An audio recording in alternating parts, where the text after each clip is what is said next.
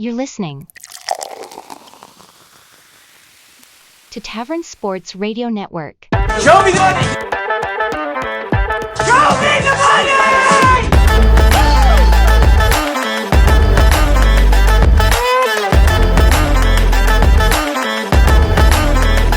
Welcome to the 37th episode of Show Me the Money, brought to you by Tavern Sports.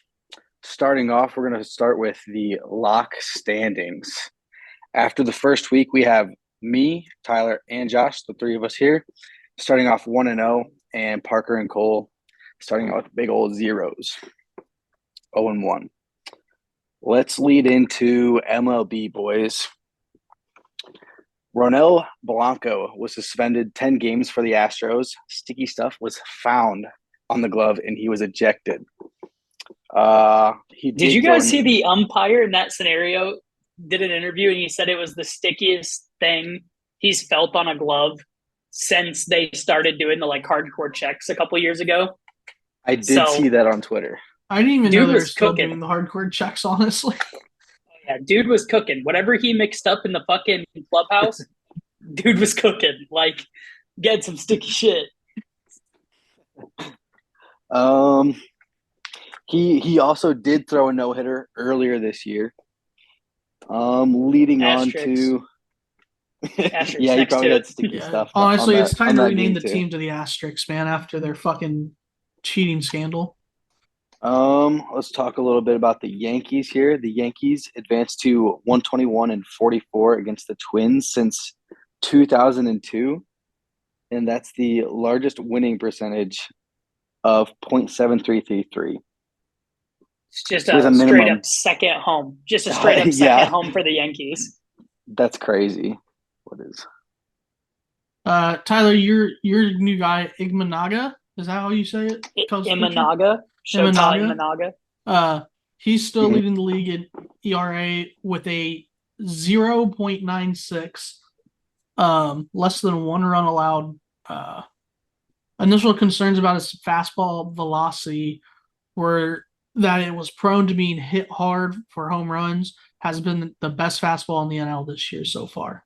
I mean, in a league right now where velocity is king, everybody's throwing, Skeens came up and he just fucking straight gassed the Cubs. It's nice to see that there's somebody out there who's still painting corners with, 91 mile an hour fastball is nothing for these guys. But you put one of us in there, that thing's going to fucking blow your doors off.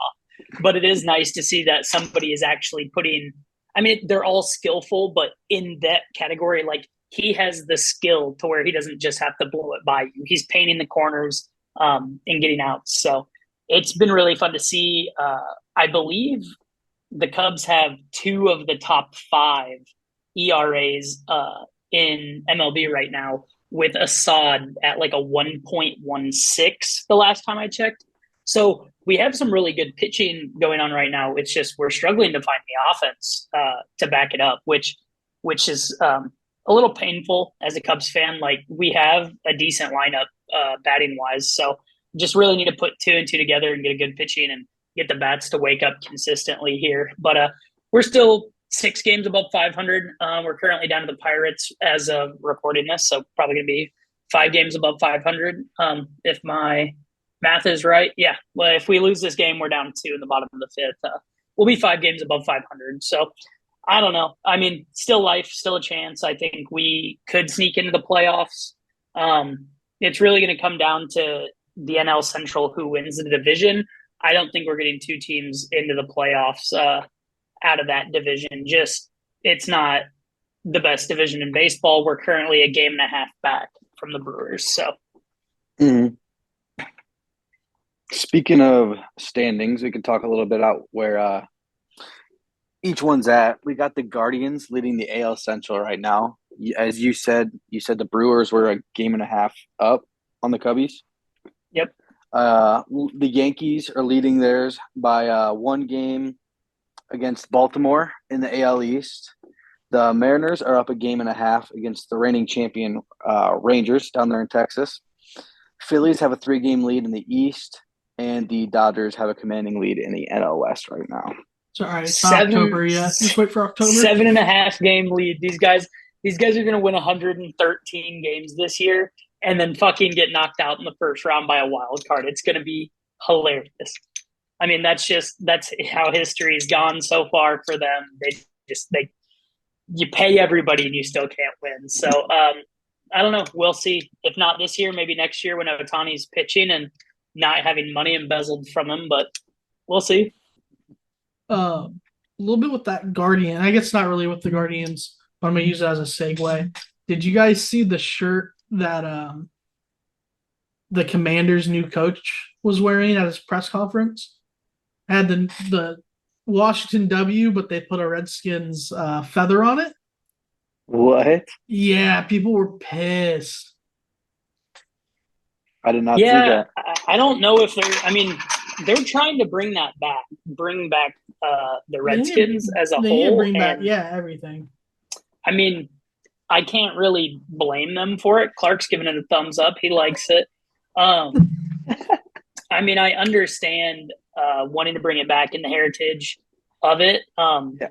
But the team has been just shit for so long. Like, the coach came out and said he wore that shirt because he, supports the, move back, but also he wants to, establish the Redskin way. Like, the team used to be good and have seasons where they would compete and be good. So I don't know. I think it could provide a little juice in the locker room. Maybe not. Depends who you got in there and what your guys like, what your guys think. But ultimately, that's up to ownership to change it. And I don't see it happening in 2024 America. I don't think it will. I think that's all for MLB talk, right? Pretty sure. Unless y'all got something else you want to add, yeah. I mean, no, I think all quiet on the baseball front. I mean, it's a long season, man. Once we get into playoffs here, I mean, we're still ways away from it, but All-Star break will be fun. Seeing who can make some moves, play some future bets around that time of the year. Speaking of future then it can bets, really get Tyler, interesting. How's your NCAA portfolio coming? For college football? I thought you said you were doing it for basketball. Oh, yeah. So that hasn't started yet. We'll probably start on that, I don't know, after we get a couple football bets under our belt and build up the pocketbook a little bit. But I'll definitely grab the preseason favorite as the favorite. The new top 25 actually for NCAA, like the way too early top 25, I believe came out today, which, I mean, whatever, if that's what you're into. But again, it's a way too early top 25. So yeah, I guarantee Colorado's up there, and I on them. Are you talking about for basketball? I'm talking basketball. I'm talking basketball. Okay, I thought you were talking football. So way too early. Is this Duke, Kansas, Houston, and Gonzaga are top 3. Yeah, I didn't think I was looking at the right thing. It's Kansas at number 1, which okay. Houston at number 2, Gonzaga at 3, Baylor at 4, Iowa State at 5. Clark. So, going to be interesting. UConn all the way down at 7. Getting them preseason at a higher price, never know what they're going to be like, but definitely going to snatch up all the blue bloods early in the year before those odds fall. And I won't be afraid to double down on somebody if, they have a midseason slide before Christmas and they get some value, but we're not into that time of the year yet. They have Purdue way too early ranked 13th. I mean, without Edie, what are they? Yeah, without Edie, what are they? I mean, without the refs, what are they?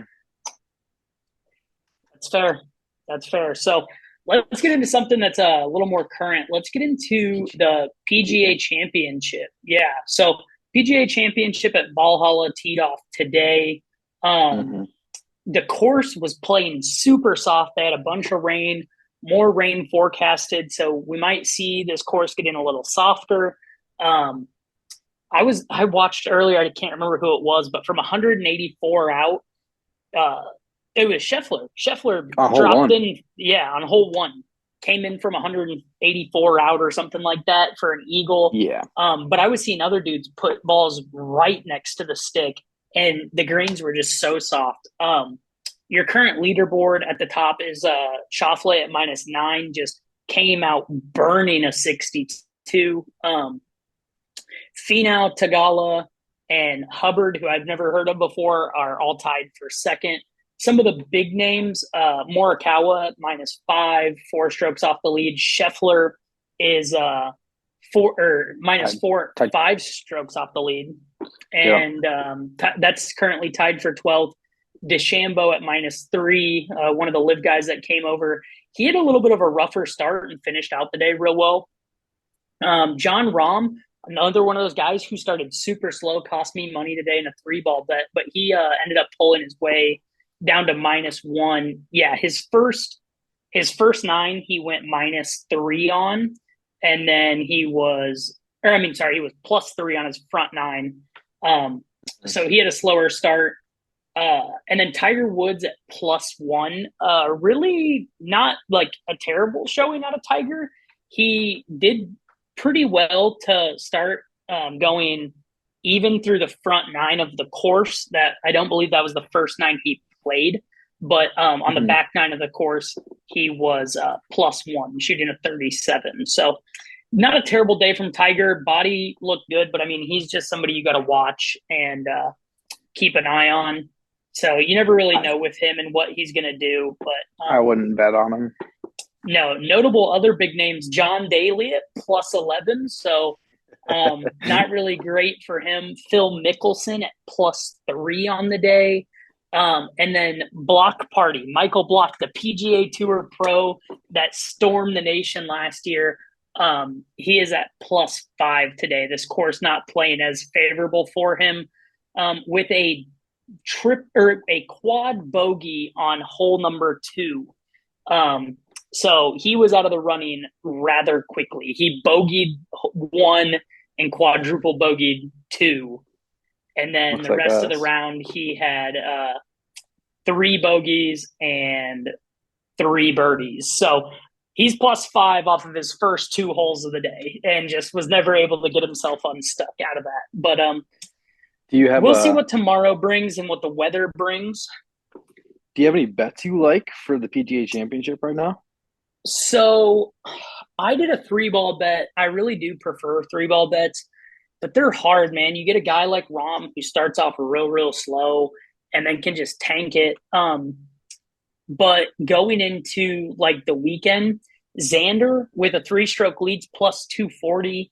Scotty's at +400. He was one of those guys that he was +450. I think he was the favorite coming in. So he did come down a little bit, put up a respectable day, but Scotty can move at any time. You never know with him. Notably, though, I don't know if he can hold on to it, but would be cool if he could. Sahith Tagala is +2,000, so 20-1, and he's currently tied for second at 3 strokes off the lead. So definitely some guys you could get some value on, that maybe even if they don't win, you cash it out come Saturday night before, or Sunday before they start. Or if they're in position, they make birdie on the first couple holes on Sunday, you cash that ticket out and just enjoy the rest of your weekend. So definitely some value there. Who else was tied for second? Did I mention Finau up there? You talked about him a tiny bit, yeah. I believe Finau is He's -6, tied second. Yeah. So Finau tied second at -6. He'll be playing with Tagala tomorrow. Finau is actually at +2,500, so 25-1. You can do the same thing there. I mean, are you sure? Did he play with Tagala today? Because I didn't think they switched groups. He might have played with him today. I don't know. I didn't watch all the groups today. Once I saw that John Rahm pissed down his leg and was ruining my bet 4 holes into the tournament, kind of turned it off. So, but he's definitely somebody that you could see. It seemed like the morning group had a better day yesterday than the afternoon group. Maybe if you're looking for somebody in that category, Tom Kim sitting at -5, he tees off at 7:15. Morikawa -5 at 7:26 a.m. Some of those guys that get out of there early could have a good shot at moving if it goes and continues where the morning session is more favorable. So definitely something to look at there for sure. But I think before we right move now, on, yeah, Ludwig Agbar, the Swedish sensation. Ludwig Oberg. He We've all been fucking pronouncing it wrong. who He's cares? a dog. We got to get it right. He finished today +1, which was good enough to be tied for 85th. Not great, but if you believe in him to fix it, because he had a really shitty start to the Masters too, a really shitty start, and he ended up finishing pretty well at the Masters. He is +250 right now to finish top 20. Okay. So top 20 right now. Top 20 right now, it would be -3 is top 20. So he's 4 shots out of that right now. So not a terrible look. Other guys really close that are big names: Justin Thomas, Jordan Spieth, both at -2. So they're a shot out of the top 20 right now.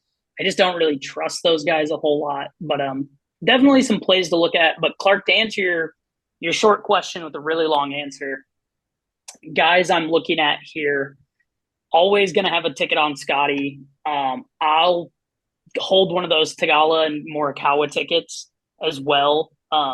You can still get Scotty and Xander at plus money to win. So I think both of those are good tickets. For sure. But my value play on Sahith, Morikawa, Finau, like on a hold it and cash out. Hopefully they move. And even if it, $100 bet gets up to $160 cash out or something like that, I mean, you could go ahead and take that if you're just trying to reap your profits, which the last few weeks for me haven't been great. Doing a lot of parlays, which hasn't been great. Getting one game out of the 2 right in the hockey slate. I'm kind of on the take my winning where I can. So I'm going to hold some of those tickets and look for the cash out and just try to build the bank account back up and fight another day. So that's kind of what I'm looking at.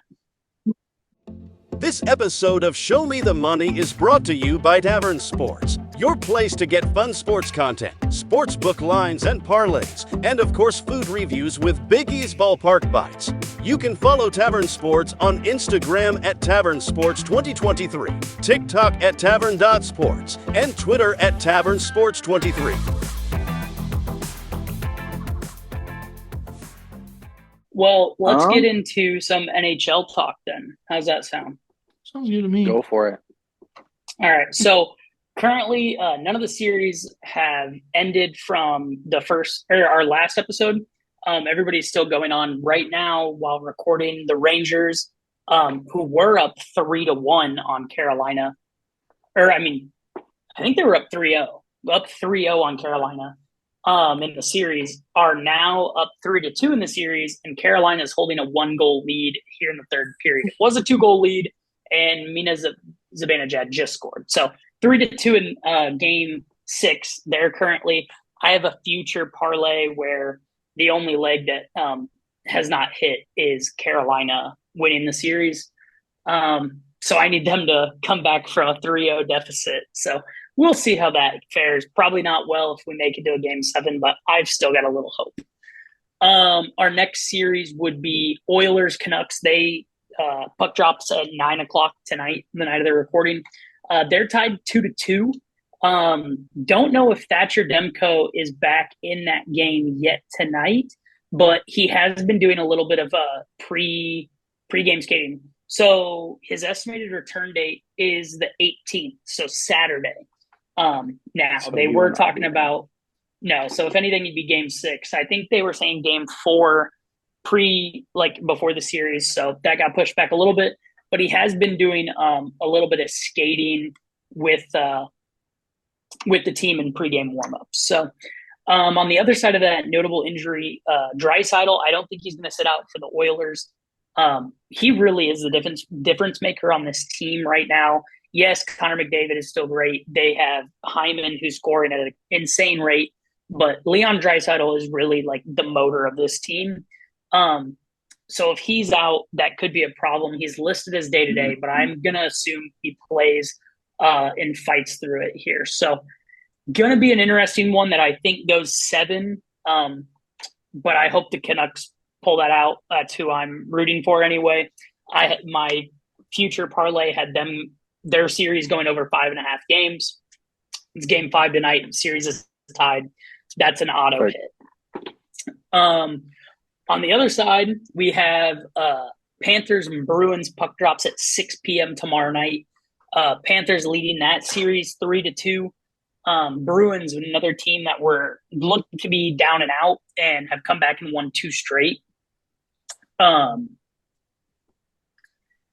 don't know. I still think the Panthers win this series. This series has been chippy. There's been a lot of questionable refereeing going on in this series. So I could see it going either way. If you like Bruins to stretch this to 7, Florida's minus 150 on the money line right now for tomorrow night. So probably getting a good price on the Bruins at home in a must-win game.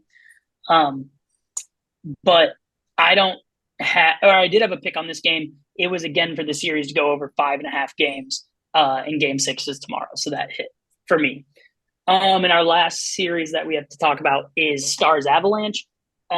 Notably, Avalanche without Nichushkin. He has been pulled an hour before, not game 5, but an hour before game 4. Pulled for what is presumably, allegedly, a failed drug test is kind of the theory here. Hopefully he gets some help with that, but he is out for the next 6 months without pay, and then he's eligible for reinstatement. They don't have to reinstate him, but I'm sure they will as long as these problems stop.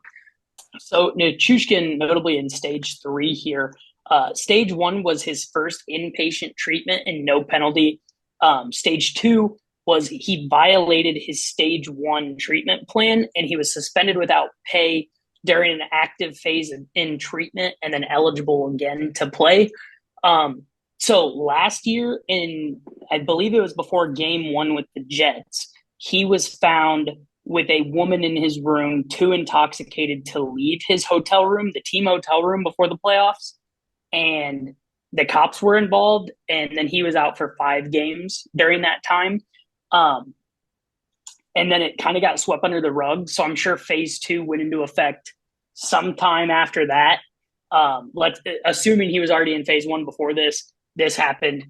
Phase 2, he breaks that agreement of phase 2. So now he is suspended without pay for at least 6 months, then eligible again for reinstatement.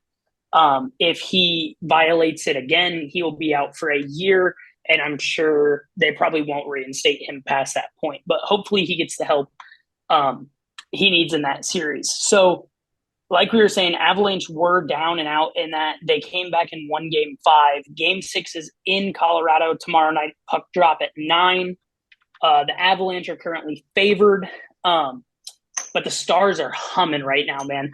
I really do think even if this goes to game 7, the Stars win it, riding Otter here into a deep playoff run.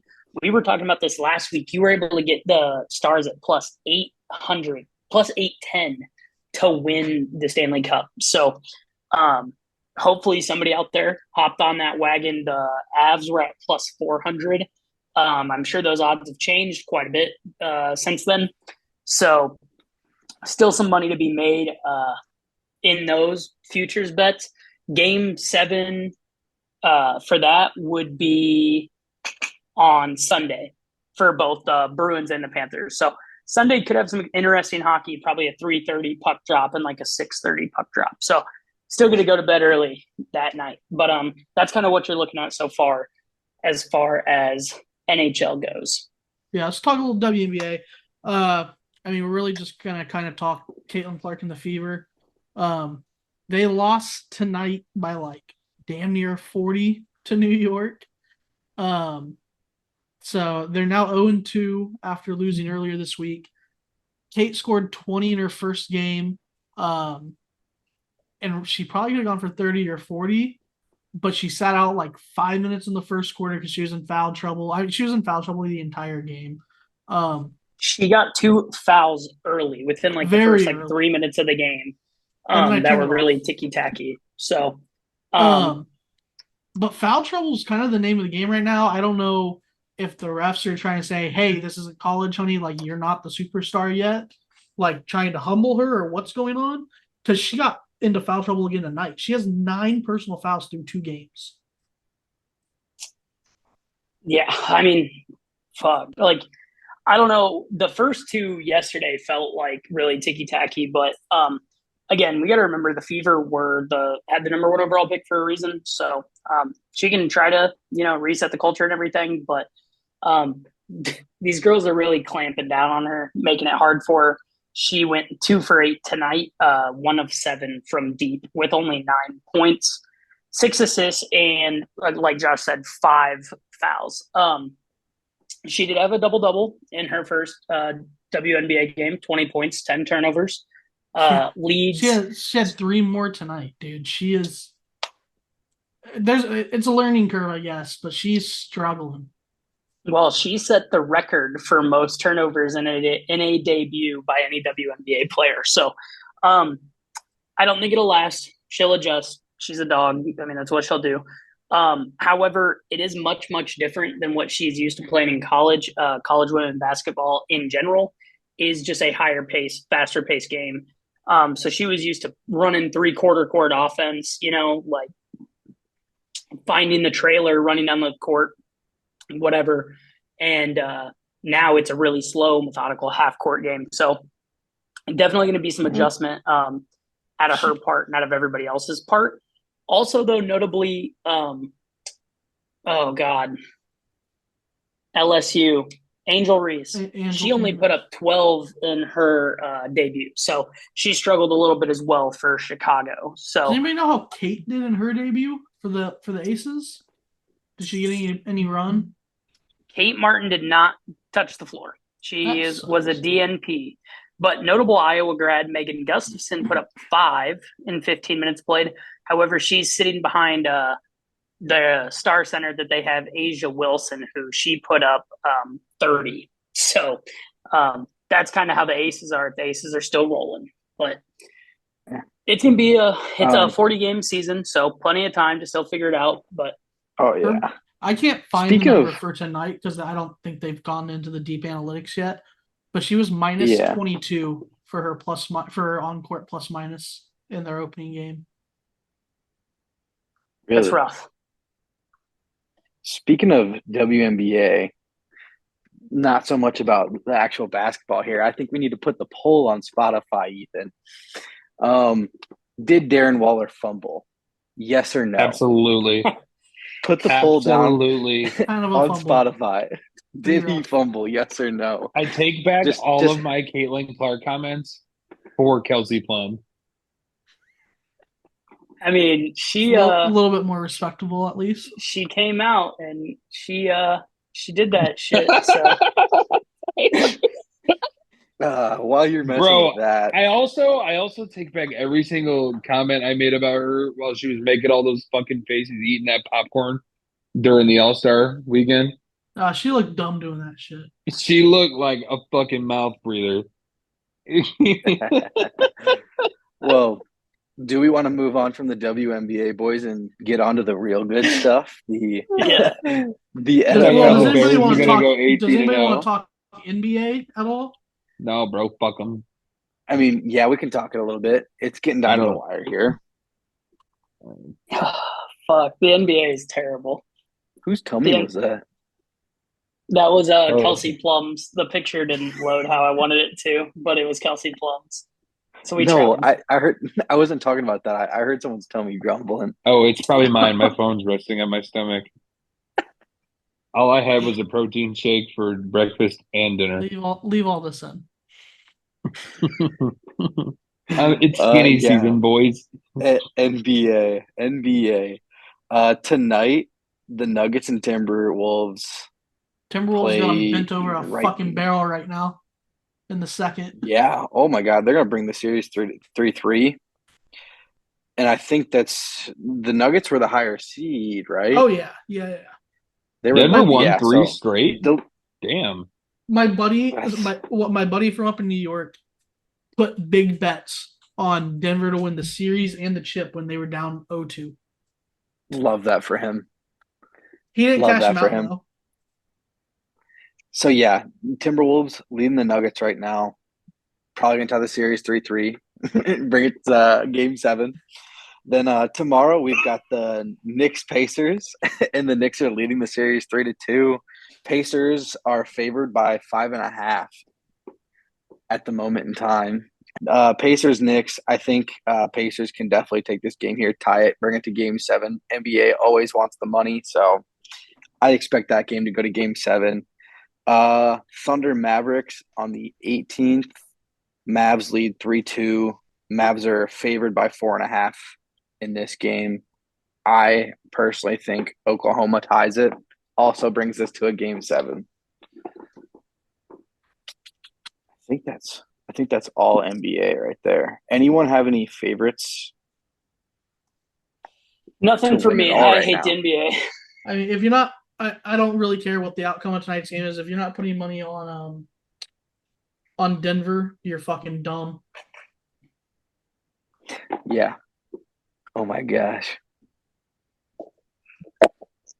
But yeah, that's the upcoming games for the NBA. Do we want to talk a little about the schedules that dropped? 100%. Let's do it. Let's get into the meat and potatoes of the show. Oh, Football boy. news. We And have football Bear news. down. fucking waiting the whole time because Cole can't be here on time. Shut the fuck up. I Finally. was at Bible study, you dick. All right, boys, here we go. There you go. It's flipped, but L L L L L. you know what's crazy? There's L. a definitely W week fucking 6. I disagree. Week Yeah, 6 in you're London. crazy. Or what is that, 9? Sorry. It's backwards for me. How do I Week 9 against the Arizona. Yeah, definite W. 9. Week 6 is definitely an L. That All is right, an away game. let's actually break it down. Okay, week 1 against the Titans should be a W. Should be a dub. Week two, first primetime game of the year for the Bears, Sunday Night Football against the Texans. That's going to be a tough one. That is going to be some tough cooking. But the 2 notable quarterbacks from the last 2 draft classes going to be gunslinging in that matchup. The Bears have already named Caleb Williams the starter, so going to be interesting to watch there. Josh, do you think the Bears have a chance? I don't At the know. Texans? I have no clue. I think the Texans are going to be favored by maybe 2.5, 3.5 points. In Texas, though. Yeah, I Really? think the Texans will definitely be favored. If they're favored by more than 5, I might take the Bears at plus 5.5, 6.5. But I'd be It surprised. depends how our defense comes out game 1. I still think week 2 you're going to be trying to get under your feet a little bit. I think it takes to at least maybe midway through the season to get really rolling, per se. But I definitely think no. It took us till the last half of the year last year to get that culture right and actually start playing good defense. Hopefully it sticks. We should be able to shut down the Titans week 1, and hopefully the defense has a good game week 1. We can carry that over. But the Texans got a lot of weapons. A lot of weapons. And now we have Stephon Diggs to guard. I'll say this about the first 2 weeks. The secondary better show the fuck up. D-Hop, Calvin Ridley. The only benefit we have to that one is Will Levis is throwing him the pill. And then week 2, you have Tank Dell, Nico Collins, Stephon Diggs. Tank Dell shot himself in the foot. That motherfucker. Still a dog. Still Maybe, runs the faster 40 than anybody in here. I don't know. I'm pretty fast. All right, so I think safe to say 1-1. Safe to say if we're playing it safe, 1-1 through the first 2 weeks. Yeah, that's how I had it chalked up. Week 3 at Indianapolis. Definitely feel like that's a game we should get Anthony Richardson, we have to control him, contain him, but we really haven't got to see a whole lot of him because he got hurt last year. He looked really good though. Yeah, He looked I really think good running it. Yes. But we have Yes. a really good linebacking core, so I think our I think- linebacker, and I don't think he's going to be able to get away from our line. I don't know. I think we're definitely at the Colts is going to be a tough game. It's going to be a gritty game. Yeah, but Well, I Indy think isn't a hard place to play in anymore. Yeah, I mean, I guess. definitely would like to see us win that one. Going to be a important one. It's a I think winnable to game.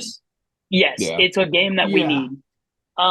We finally get another home game facing the Rams. Doesn't I mean- scare me as much now that Aaron Donald is not there.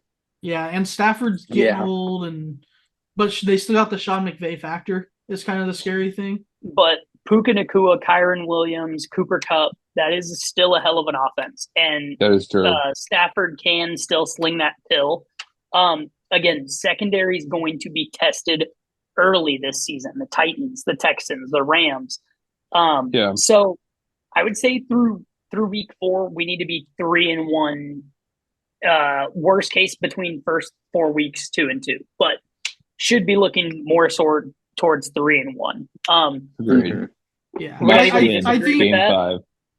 No, I don't. I mean, the only team we play before we go to London that like has me shivering in my timbers is That's- the Texans, and that Yeah. and the Bears. Yeah, absolutely. Fun fact: the Bears have never beaten the Texans ever. How many times have they played? I mean, not a bunch, as the Texans were an expansion team in 02, like Yeah. 4 or 5 times. Last time we got Interesting. It's pieced crazy. up by a fucking rapist. Allegedly, There you go. Good word. Week 5 should be a cupcake bye game. week. Gonna be Should the be a fucking bye week. It shouldn't number be one- close. number 1 pick of last year, number 1 pick this year. The guy that we gave up picking to get this guy and Roma Dunze and DJ Moore and Montez Sweat, like our team got better off of facing this guy. We need to beat these guys, them being the Panthers, for everybody listening.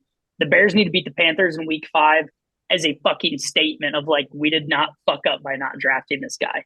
You heard the schedule release. You don't text your ex. You don't. Well, and here's the other thing. It can't be like last year where we squeak out a 3-point win against the worst team in the. Oh God, no. It has to be a good one.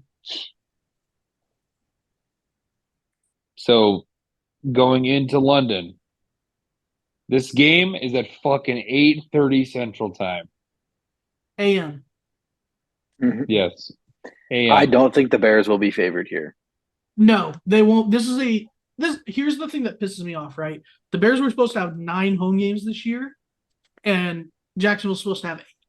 Well, now the Bears going to have 8 home games because one of their home games gets taken by that London game. And It's not even our home game. It's not going to be a home game. The Jags' second home is over there. They play 2 games a year over there. Like, Mhm. realistically, I think- if they were ever to relocate a team to Europe, it would be Jackson. It'd be Jacksonville. Like- yeah. Yes. I just don't see it happening. Here's the thing about this game, though. If we come into this game 4-1, 5-0, we're going to be favored. I think as long as we're not, I think if we're 3-2, we could be favored coming into that game, depending on what Jacksonville does the first part of the year. I don't believe Jacksonville is a good team still. I still think they're a very weak, beatable team. Well, what they lost Calvin Ridley in the offseason. Who do they have that you know It's- off the top of your It's head? ETN. Christian Kirk, It's Christian Uh, Kirk, ETN, T-Law. Gabe Davis is down there, right? Gabe Davis did just get sent down there, but Yeah, but it's Gabe Evan Davis. Ingram. I don't. Okay. I don't like their receiver room that much. No, I'm not saying it's an impressive receiver. I mean, you just told me to name people. Yeah, but yeah, No, I mean, being I wouldn't be surprised if we lost it. I don't think we should be even at 5-0. I don't think we should be favored going into that game for the pure fact that it's just a home game for Jacksonville. I mean, Bears fans travel well, like they always have, they always will, but I just don't see us outnumbering Jacksonville fans in the Fair. UK. Agreed. The worst part of the schedule, in my opinion, So early. is this week 7 bye. It's so early. So early. So, I mean, okay, let's play worst case scenario. We come out, we lose to the Texans, lose to Indy, lose to Los Angeles, lose to Jacksonville. You're 2-4. Then it's a great reset point. It's an amazing reset point. On the opposite hand, if we're 5-1 or 4-2 or God forbid 6-0, that'll kill us. That'll fucking kill us. I mean, I don't think it'll kill you. I mean, having the Commanders week 8 after the bye helps just a smidge. I mean, you have But three still. teams back to back to back that I'm gonna say it. Sorry, Clarky, they are not good. Should be teams. wins. Should be Yeah. wins. Yeah, coming off the bye, we should win 3 straight games. I mean, it's against Should. the 2nd overall pick, Midget Kyler, and the 3rd overall pick. And I was very vocal about New England drafting a quarterback. They aren't ready for a quarterback. No. They should be picking in the top 3 again after this season. We definitely should not lose to this New England team. The thing that scares me is the Washington game is in Washington. The ACL monster could rear its ugly head. Hopefully not with Caleb. I mean, that'd fucking suck. We're off track. We're off track. Washington. Week 7's bye week. Week 8 at Washington. Homecoming game for Caleb. Mm-hmm. Why is that a homecoming game? He's from He's from there. Is he really? Yeah. Mm-hmm. Oh. So I think it's a pretty easy win. It's in the noon slate. Agreed. Like There's no- most of our fucking games. I mean, Week 9 though. Fucking blame them. But the only thing that's happened since the last time we played Washington is they've gotten worse. I mean, they dismantled their defensive line. Maybe they upgraded at quarterback. I mean, we don't really know. Jaden Gonna Daniels find out. looks good when he can run, but if you know he's gonna run, you can stop it. It's the NFL. Their running back room's not great. Or did they get Eckler? Where'd Eckler go? Eckler. They got Eckler. Eckler. Yeah, okay, they so, got Eckler. so they got Eckler. He's- Like, that's not going to be fun to go up against. Can I catch up with you guys real quick? Yeah. I agree with you. Us losing a home game to London sucks. Jacksonville is really good in London. Sucks. They still have a good offense. We're going to have to be on our game against ETN. Linebackers are going to have to cover against the damn tight end. Why can't I remember his name Evan right Ingram. now? Evan Ingram. Ingram. He's a dog. Christian Yeah, Kirk he's not really. and Gabe Davis should be easy money work after seeing Nakua, Cup, Pittman. the Texans' 3-headed monster, Pittman, and Yeah. then the Titans duo of Calvin Ridley and DeAndre Hopkins. So I think Dude, Tennessee has like 4 guys. it 3 if you depends don't- how we travel. because they just signed Tyler Boyd the other day. Gotcha. Yeah. It's going to depend how we travel to London. Is really if we go late or go early. That game's always unpredictable as fuck. It's going to be a tough one regardless. I favor the Jags in that one because they are doing so good. For some reason, I already have a line for that game, and it's not Cubs. It's Bears at -2.5. No why shit. there's Where the fuck are you getting a line? There's week that- 1 lines out on the Blue Book. That would be I did see that. That'd be ESPN. ESPN Bet has a 2.5 line out for that. Really? Wow. Bears are, Yeah. as of right now, the Bears are favored by 4.5 week 1. I would say that's a good fit. I like Definitely that. good teaser spot. 7.5 point teaser. Everybody first one of the year. Tease the Bears. I The can't plus wait. 3. baby. Yeah. Tease them to +3. Anyway, I think Bye it week. depends Next on week. how the Bears travel. Bye week. Josh made a good point. I want to step back one second. I'm sorry, just because I'm looking at these lines for week 1. I don't think the Bears are going to be favored against the Rams because the Rams are only 3.5 point dogs to the Lions in week 1. Okay. So I don't know what the bookmakers know about LA, Why? but I mean, Definitely that the should be a lines double-digit there. spread, in my opinion. It's probably not because it's week 1 and nobody has their shit figured out yet. But I do like the Lions on that line. But yes, Josh, to your point, or what you said about the bye week, could be a great reset point, or if we're humming, it could be way too early. Going to be a long back half of the season. Then Worth noting, we're not to that point in the schedule yet. We do have 2 like quote unquote mini buys where we have Thursday games, so it's not like we're just going to be killing ourselves, but it's not going to be fun. I agree. Washington, like you guys were talking about, should be a dub. They have nobody. Yeah. They lost Yeah. a lot. Bottle up Scary Week 9. Terry, bottle up at Austin Eckler. Don't let Jaden run all over the fucking yard. We'll be fine. You're good. Yeah. Moving on to Um, Clarky. Midget Week 9. Kyler, we Play my beat you guys Cardinals. last year. We were there, live and in person. We did. We beat We you did go without to that DJ game. Moore, and now we have Keenan Allen and Roma Dunze And And- we'll double your fucking number 1 draft pick because you have no one and else. a better running back than Trey last year. McBride, brother. You have no one Trey else. McBride can suck it. Also, No, I we think don't that's have a to W. worry about that big dumb old fuck Mercedes Lewis catching a touchdown. You guys let Mercedes Lewis score a touchdown against you, we're dubbing you by 22. I disagree, point. but yeah, It's a I think great you guys point. win the game. I Week think you win week 9. week 10 against New England. If we don't win by 20, then we lost. I don't Yeah, care I if think we win by. these- I don't care if these- we win by 19. We lost. Like, These 3 games are a great opportunity to put points up on the fucking board and get your offense just fucking running.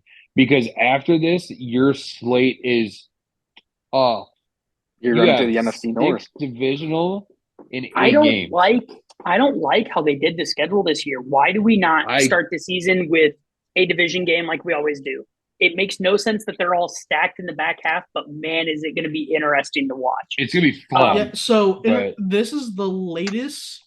So week 11 is the Bears' first divisional game. Oh wait. against the We're through 10. We're through 10. Where do we think we are? I think we lose to the Texans. I think Texans, we personally lose to the Jags. Jags. And we probably drop a game in there we shouldn't drop, if not 2. 6 and 4. So- 6 and 3. 6 and 3. I would say 6 and 6 3. and Or 3. wait, yeah, there's a bye. 6 and 3. 6 and 3, 5 maybe, and 4. maybe 5 and 4. Yeah, I mean, who Best knows? case scenario, If we 8 and 2 Yeah, or best 7 and case, 2. honestly, best case scenario, I think we could be undefeated or 1 loss. Best I case think best case scenario, scenario I is would 7 go with the and 2 2. loss. Yeah. Speaking of 10 weeks in, let's talk. Well, no, let's just wait till we get through these games and then we'll talk it after. So yeah, week 11. The only Yep. good thing I can say, guys, about this, they get the schedule makers, they gave us every opportunity to have this team humming by the time we face our division, which is what matters. You can lose all your non-divisional games and still make it on the playoffs if you win your division. We have a bye week and 10 games to figure this shit out and right the ship. The defense should be humming and in tune by then. There should be no miscommunications. The culture should be set in. The offense at this point in week 11, I get it. You're a rookie quarterback, but if you haven't established a great connection, the running game isn't there. Like, the only negative is it also opens you up for injuries this point in the season. It's also not fun to be playing these guys in a bunch of rough and tough cold weather games in Lambeau and in Chicago. But could set us up for, if we're facing the Lions, it turns into a running game. However, I think they got better running backs than us. But I do think this could be advantageous to us by giving Caleb 11 weeks to figure shit out before we go into the division. That is a positive way to think about it. I agree. 11. The thing that scares me is just how much harder the strength of schedule is from week 11 to the end of the year compared to But the we first have half. the 3rd easiest schedule of the year. Yeah, but it's all because of that it's all because of the front half, Cole. That's what I'm saying. Like, back half of the year, you have to play Green Bay twice, Detroit twice, Minnesota twice, San Francisco, and then you're one that doesn't really make me worried is Seattle. That's the only one that doesn't make me worried. Let's break this down week by week. Packers at Bears. We haven't beat them in so fucking long, so it sucks, but we should probably count either against the Bears or against the Packers, us being 0-2, maybe 1-1, maybe. So, I don't know about week 11 against the Packers. I'm going to favor the Packers just because they have our number. It's what they do. They beat the Bears, and I hate saying that. And Grandpa Dick is rolling over in his goddamn grave because of it. But it is what it is. I like where you're going with that because that also gives Caleb a chance to put a fucking chip on his shoulder for the whole NFC. Yeah. If he loses to them once, he's never going to want to lose to them ever again. Get it out of the way early. I mean, Jordan Love looked good last year. Our defense is going to have to be on point. They have a bunch of young Love receivers. is a good quarterback. I hate to say it. They did some good work in the offseason. That's all I'm saying. I mean, they still don't have anybody for him to throw the fucking ball to. What do you mean? Their receivers are good. Dobbs, Watson, and what's the other guy? Dobbs. I don't like them. Watson. Dobbs, Christian Watson. Dude, for how young they are, they look damn good. Yeah. The only benefit is they broke up the backfield. They broke up the backfield for us and sent one to Minnesota. Oh, fuck, that's right. Damn. Yeah. But their O-line is getting turned over right now. I think we split with the Packers this year. I think we go 1-1 against them. That's a big if, I think, though. No. Yeah, I'm gonna assume I'm gonna assume 0-2. But I would hope for 1-1. But definitely not 2-0. Definitely not happening. What about the next week against the Vikings? Week 12, again at Chicago. Don't think Vikings are fraud, dude. Yeah, I think they're going to be at the bottom of the fucking NFC this year. I think the most interesting question is JJ starting by week 12? Who else do they have? Still Sam Darnold. Darnold? They have Sam Darnold. They have Sam Darnold. Yes, absolutely. JJ will absolutely start over Sam Darnold, but JJ's going to get picked apart by every single team. Hawkinson should be back by week 11 from his ACL. Did they get Jones right from the Packers? They got Aaron Jones. Yeah, they got Aaron. Okay. So their backfield got better. Yeah, but they're still not the best offensive team in the NFC. You know who that is? Who? The Lions? The Bears. I hate that shit. That's so stupid. The Bears, baby. The Claw. I mean, I don't know. we have an offensive trio that people are going to have to worry about as well. Yes. And defensively, I don't think the Vikings secondary is that great. Can our O-line hold up? But it helps that Danielle Hunter's gone. So that's a benefit as well. A lot. I still think you guys split this 1-1. No, I think we're 2-0 against the Vikings this year. I think JJ is going to suffer the rookie quarterback woes. If we can contain Jettas and not get torched by him like we have in the past, and let Jordan Addison or TJ Hawkinson beat us, I'll live with that. But we just can't let Jettas run wild. Mm-hmm. I would say how I said to the Packers, we were 0-2 or 1-1. I would say for the Vikings, we're 2-0, 2-0 or 1-1. Agreed. Yeah. So can I talk about the next game? You sure can. Well, as long as you mention that it's Thanksgiving. I am so fucking thankful that we got our Thanksgiving Day game back against the fucking Lions. They took that away from us last year, and that was the one thing, other than the food, because, big guys got to eat, that I literally look forward to every fucking year. Every year. It's my favorite game of the year, and I hate to say it, I love the fucking Detroit Lions. I love the Detroit Lions. So do you think they take this Thanksgiving game from you guys? We should have beat them twice last year. We should have. I don't think we're going to take one of them this year. I don't think we're going to take one of them this year. I think they're going to win the NFC. Hate to say it. NFC North or the whole NFC? The whole The whole NFC. They can win the whole Gotcha. NFC and still lose to the Bears twice. No, I don't think so. See, I'm I in think the Lions the- tank Thanksgiving, but I think the Bears take the other one. I think we are again looking at a 1-1 to 0-2 here, like we were with the Packers, which doesn't fare well for us division standing wise, but they don't have as cupcake of a out of conference as we do. Then again, we almost fucking beat them twice last year. We should have Yeah, beat them twice I don't last get year. where you guys are seeing this. It's an 0-2. We beat them through 7 quarters last year. 7 out of 8 quarters, we beat them last year. The eighth quarter is the most important, though. You're not wrong. But See, my thing is the Bears were the better team for 7 out of 8 quarters in those 2 games, and they pissed down their legs. and we did see Caleb Williams do that a lot last year in college. Yeah. I wouldn't be scared to say it happens the first few years. I don't know. Yeah. They're so fucking dangerous. They're Caleb so didn't really dangerous. piss down his leg. Caleb had to put up 42 points a game, and he was Because still his losing because defense his defense was sucked. awful. Yeah. So I think it's worth noting we're all kind of in disagreement on the division, which the NFC North kind of always is that way. It's a battle NFC of North bunch might of- be the best division this year. So here's what I wanted to bring up about that, Cole. Could the NFC North be the team or be the conference that has 3 teams in the playoffs? Could it be Packers, No. Lions, Bears? No.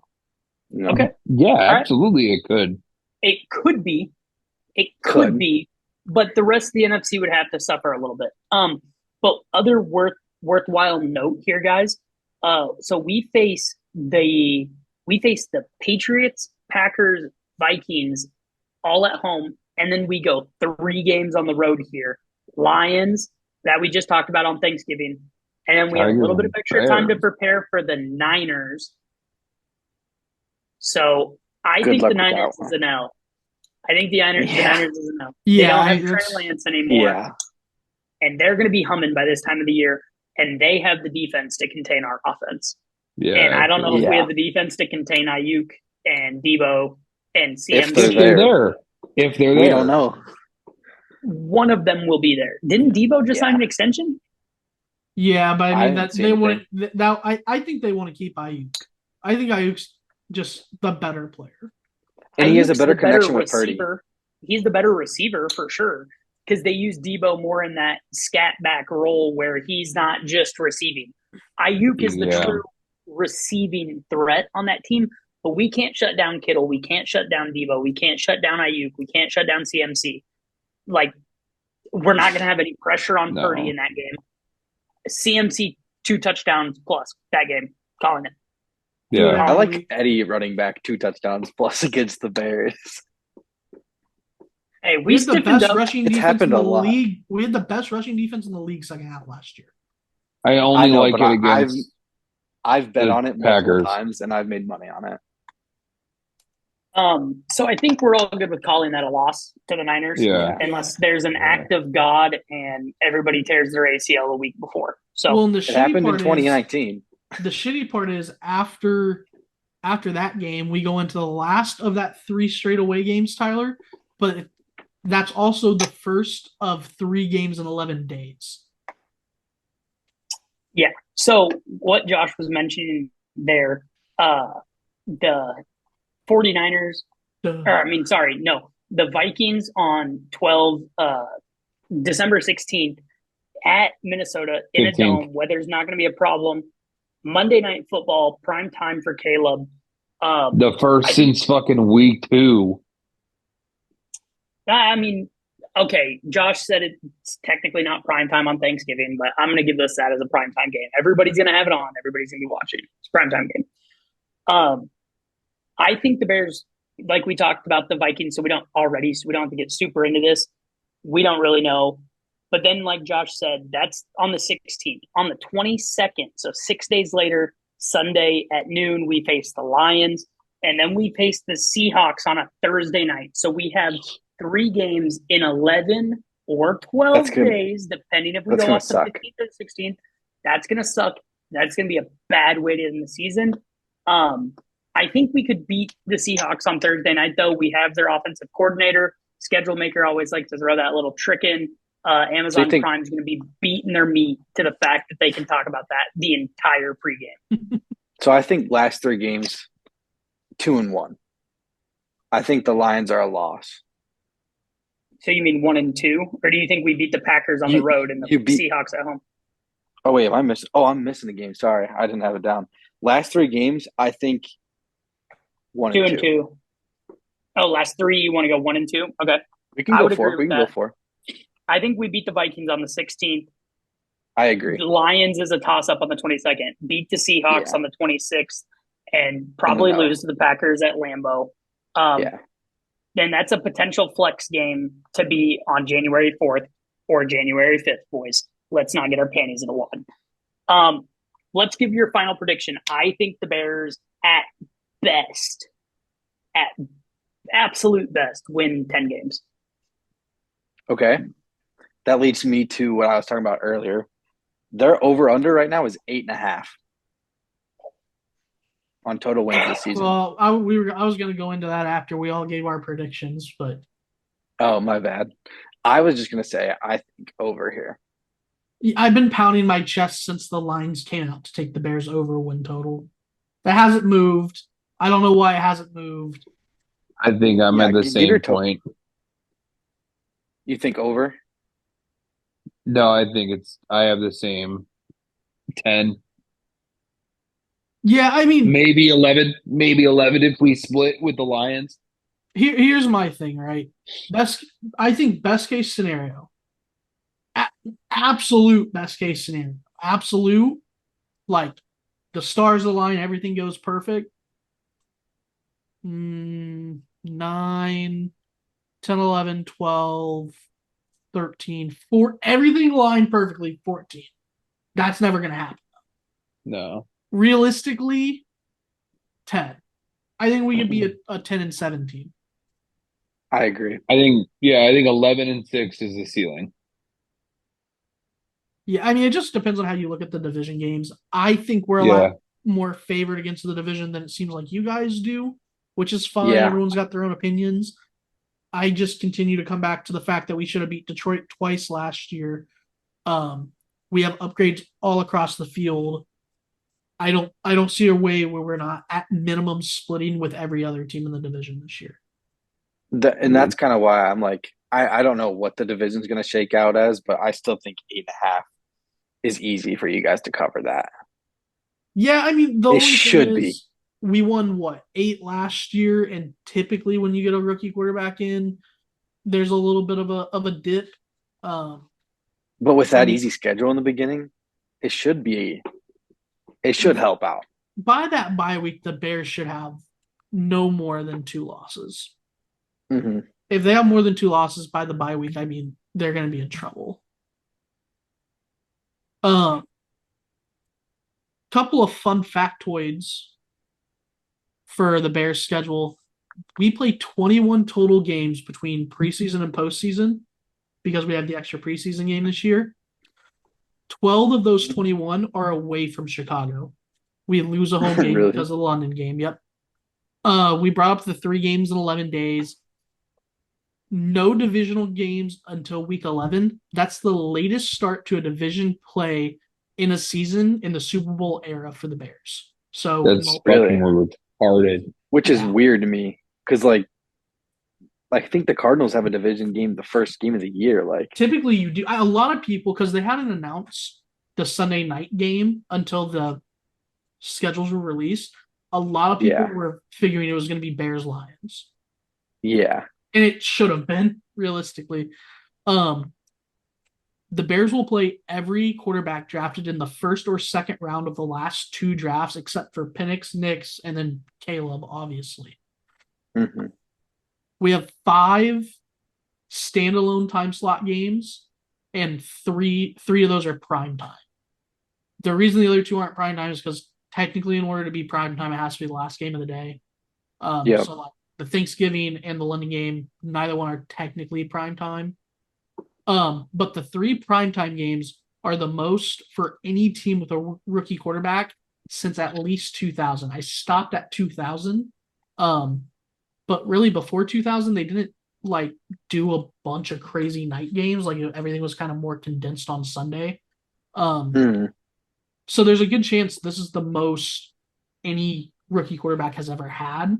And we still have that Packers game that if it's for the division or for the wild card slot, that could easily get flexed to a prime time. Yeah. So after talking the schedule a bit, the Bears are sitting at minus 112 to make the playoffs. I don't like that.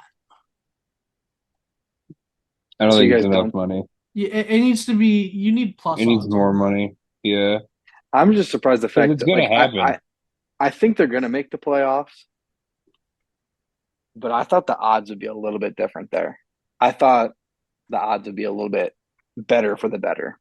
Well, they're baiting you with it because knowing Bears fans, we're gonna get our fucking hopes up, and What if I we're gonna told you I just suck. found lines for every single game? Well, they're not gonna even be close starting preseason. Do you want to pick them though? Just have some fun. Yeah. Okay, Bears minus 4.5 against the Titans. We don't need lines for every game. Never mind. Give me things. Give me the first game in each division, each divisional first game. I want to know what those lines are. So just the all first week long? game. No, the first games of the pack, like first NFC game North? against the Packers, first game against the Lions. Okay, I lied. Like, They don't have them all. Ah, They stop like the week before we start playing division, except for the 2 Christmas Day games. okay. so is there any other big NFL news we really want to talk about? No. Other than, I mean, we could talk the Cardinals schedule, but I don't care enough. It's not going to be a good year. I think we get like 4 wins again, possibly.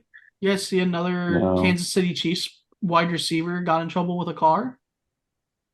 Was it? Can we talk about the Chiefs fucking kicker giving that commencement speech? Oh, I did see that. Dude, what I've heard about it, the but I have no clue what's fuck? going on. It's just his Super religion. misogynistic. Yeah, but like basically told all the women at this college, like, your life won't be fulfilled until you're a wife. Dog. He's like, you see all these women getting promotions, like, that's not realistic. Be a wife, have kids. on his Philip Rivers shit. I was yeah. like, yo, dog, chill. And then quoted Taylor Swift. All right, so this is the point where we're going to lead into our locks of the week. I'm going to lead us off strong here. Caleb Williams has my back. Give me the claw, baby. I'm going to take the Thunder to tie the series to bring it to Game 7 Saturday night at plus 4.5. Yeah, Alrighty. it's minus 114. I like that. I'm gonna go. I just need a win, boys. Just need a win.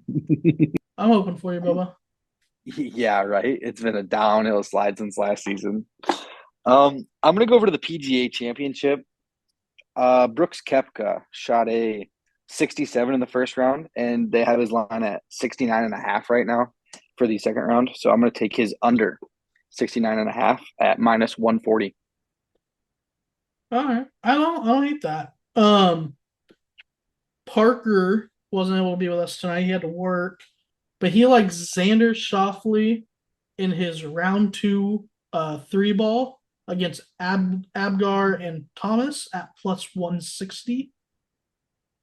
Tyler, who had to leave for some stuffs, wants Scotty Scheffler top 5 minus 140 currently. I like that. It's a solid bet. It's a great bet, to be honest. And I'm gonna ride with the Swede. I'm gonna take Abgar to finish top 20. I mentioned it earlier in the pod. It was like plus 240 or something like that. So yeah, I remember. Well within range. Alrighty. We brought you the picks. I think these are going to be winners, but gamble responsibly.